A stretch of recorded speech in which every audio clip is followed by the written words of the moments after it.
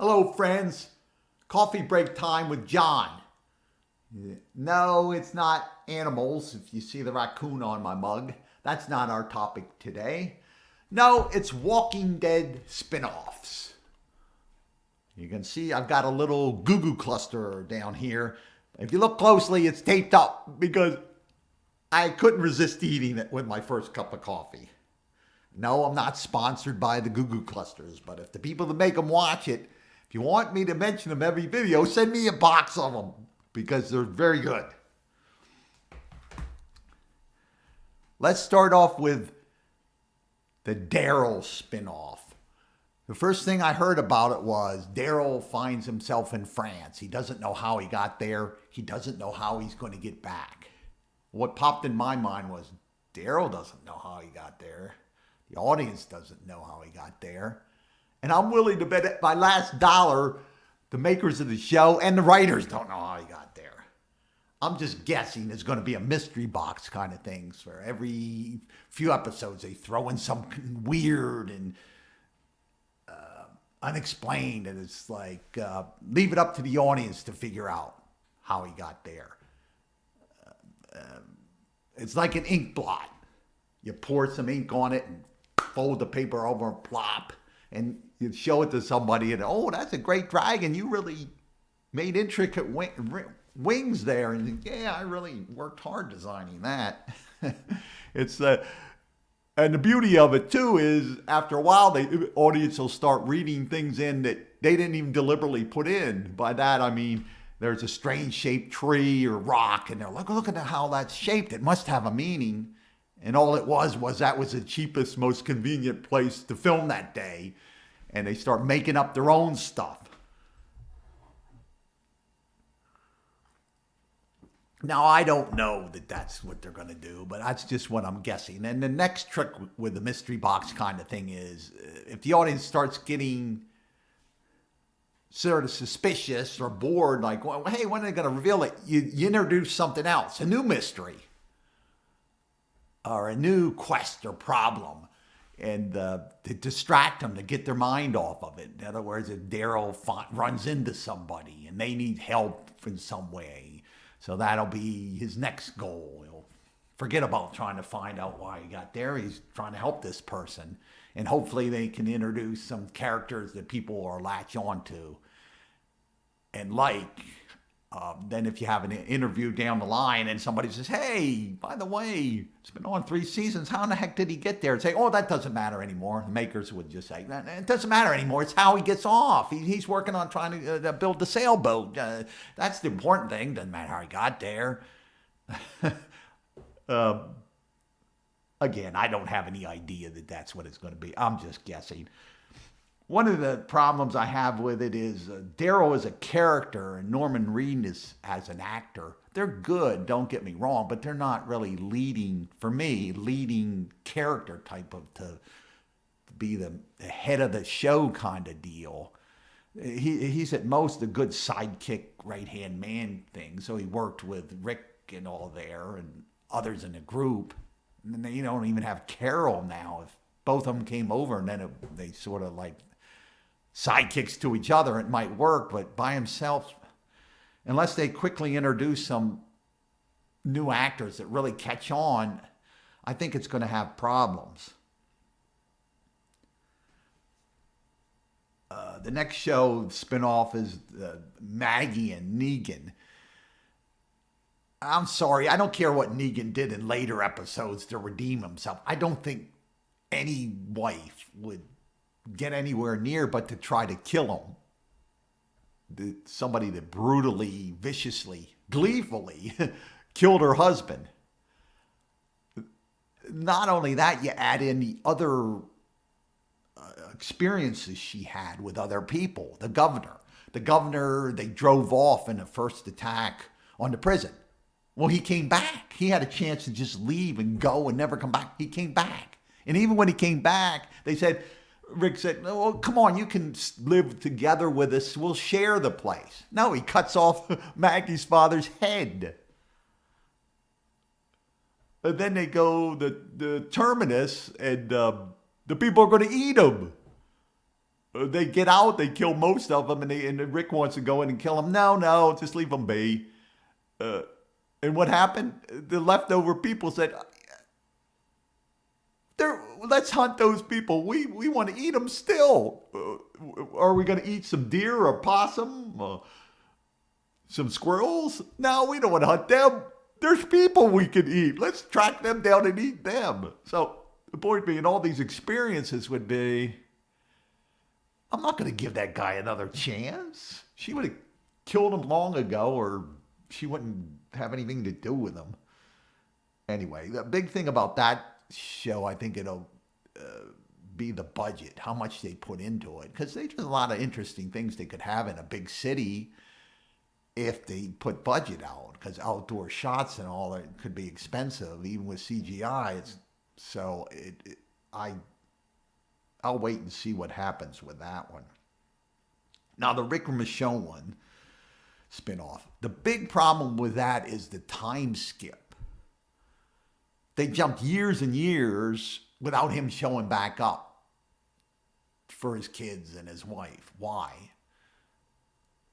What has prevented him from getting back? He's a motivated, capable person. He would constantly do his best to get back. What are you going to do? Now, they can flash back in time and show what happened a long time ago. They could play that angle, but I doubt he got killed. If there's a group holding him, why? Against his will. What value does he have? He would constantly, like I said, be trying to escape. Why put all this time and effort in keeping somebody captive? There's 1,000 other things you could do with your time to improve your community and enslaving somebody. So they have to come up with a very, very good reason why they have them. And this applies to the Darryl show, too. If somebody... there's a possibility, I guess, with either one of them, amnesia is very lame. In other words, if Darryl went over to France on his own for some reason and forgot, because they say he didn't know how he got there, that's really lame. Or Rick, if he's been in amnesia for years, that's been done years ago in soap operas to death. But if a community went over and caught Darryl, rendered him unconscious or something, and took him back over, why in the world would they be spending all this time and effort to go across the Atlantic, pick somebody up, kidnap them, bring them all the way back? Why? Time and resources are limited. If you have a plane, I don't know how you have parts and people that can maintain them, run them, fuel. And even if you did have some, you're not going to waste it flying across the Atlantic to pick somebody up you don't even know, kidnap them, bring them back. Why? There's 1,000 things you could do it near France, picking up, looking for people that are skilled, like stonemasons or bricklayers or carpenters or doctors, or even people that know how to make clothes get sheep and make sweaters out of wool. I wouldn't be able to do that. I don't think anybody around me, thousands of people around me, I don't think anybody, if you had a sheep and said, hey, you go make a sweater out of this, it'd be like, I know they do it, but how in the world do you take that off that animal and make it into clothing? In other words, if you have people with valuable skills, you should be looking for them to build society back up, not going and kidnapping people.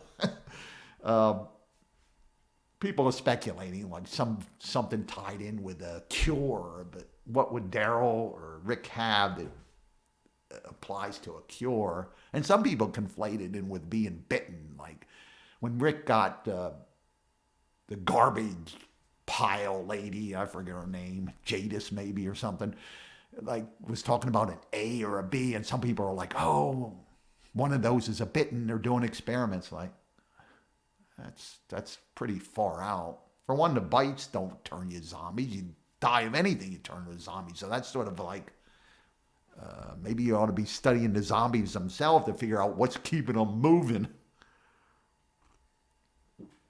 See them? Do you notice my mug? I got it for Christmas. Raccoons. The raccoons haven't been around in the winter. I guess, I don't know if they partially hibernate, but they haven't been around all my steps. That's a good thing. That's just an aside. So back to the Rick and Michonne. Originally, he talked about movies. Now, that last I heard, it's like 6 episodes. And it could be see how well it does and then put it into a series. Because originally, when they did the first series, they only had a limited number in the first season to see how well it did. And then, of course, it did real well, so they did more. And speaking of that, some of the series they did do, the anthology series they did, and I forget the name of it, came much too late. They should have done that early when the original hit it big. That was the time to do it, when there was mass interest in it. I went on a forum and people would say, I wonder what it's like over in another country, or if it's snowing, or on an island, or if you're on a boat. They could have done so many different things. And the other thing they could have done is people say that we're going to show up, say Tyrese and his sister. They could have done an episode in the anthology, and then the following season have them show up at the prison. And then you'd be like, oh, I know them. So they could have shown them a long time ago, or Bob or somebody like that. You could have shown them. Or you could have, after on the series, you could have done an episode on him. Say the governor, after he's already dead, you could have done an episode on him, or even the people that showed up. You could have showed their past to show them a little bit about them. By the time they did the anthology, it was like the viewership had fallen so down. I think it was too late. Fear the Dead, too, they missed an opportunity. Now, there were some people that said this at the time, including myself, that they should have or could have shown dramatic situations with people involved in trying to stop the epidemic from exploding, rather than they had a family that's sort of just a spectator watching what's going on, but have people in different sectors, say somebody in the government, somebody in the military, somebody in the medical, somebody in public utility like electric company, maybe law enforcement, but have individual, as the thing progressed and what they were doing. They could have gone a season or two before the zombies sort of crushed society. And there's a lot of dramatic situations they could have had. For the Darryl show, if it goes on, I've come up with a perfect ending. If it starts not doing so good and they want to get out of it, what they could do is he's sitting over there in France drinking some wine and cheese, and he's found a beautiful girlfriend, and then all of a sudden he starts hearing in French, I don't know how the French words, but on Easy Street, you can't be beat. And then it gradually turns into English. And then it gets real foggy, and he looks, and there's Negan. And it turns out Darryl's been in that place for so long, listening to the song. He was going crazy, imagining he was France the whole time to get away from hearing the song. That's pretty good, don't you think? Now that brings me to the ending of the Rick and Michonne show. A problem with it is, as far as reunion, Darryl's in France, Maggie's up in New York. There's not that many left. Carl's dead. There's not that many that were in the earlier seasons where it would be very emotional to have a reunion with his kids. Like he doesn't even know them. Newer people, he didn't spend that much time with them. It's they can't have a very emotional ending compared to what they could have if they'd ended it with Carl alive. They sort of destroyed that. Now, but I have thought of a way. And people have said this before, but I've got the details. I've worked out the details very carefully. You see, Rick has been in a coma for years. The whole gang's there. Everybody's there. His wife, grown-up Carl, Judith, who's Shane's daughter, and he's there. And Father Gabriel saying a prayer because they're going to a prayer for him because they're going to pull the plug. It's been so long. The doctor, Herschel, and the nurses are Beth and Maggie. But the doctor's going to pull the plug. So they're saying a prayer for him. And lo and behold, he wakes up. Hallelujah. He wakes up to he's reunited with everybody. It's very emotional. Now they send out they send out for pizza to celebrate. Herschel, the doctor, says he can't eat pizza. Rick can't eat it, so he's been in an IV so long he can't take a pizza. So he sends down to the cafeteria of the hospital to cook some food for Rick.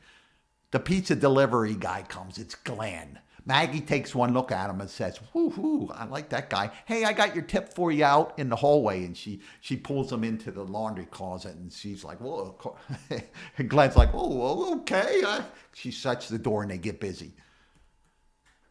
Negan shows up with a baseball bat. Oh my gosh, is he going to bash Rick? No, he's Carl's coach for the baseball team. Carl's in the minor league. He's very good at the baseball team. So come on, Carl, we got to get to practice. No, we're going to have pizza. Finally, the food comes up for Rick. It's Gareth from Terminus. I got something very special for you to eat. See, I don't have it all worked out, but these ideas, they keep a popping. I'll still work on it. If you guys want to use this, you writers, I guarantee you all the workplaces in the coffee break room, in the lunchroom, everybody the next day would be talking about my show. I haven't worked out all the details. Like I said, I'm still working on it, but these ideas, they keep a popping. So there you go. What do you all think? If you got any questions or comments, put them down. I think my ideas are pretty good. And thanks for tuning in. And I'm going to finish my coffee. I wish I had some more Goo Goo clusters, but I don't. If anybody wants to send me a box or sponsor me with the Goo Goo clusters, they had different flavors too. I just got the original, but I wish I had gotten more of them. But anyway, see you next time.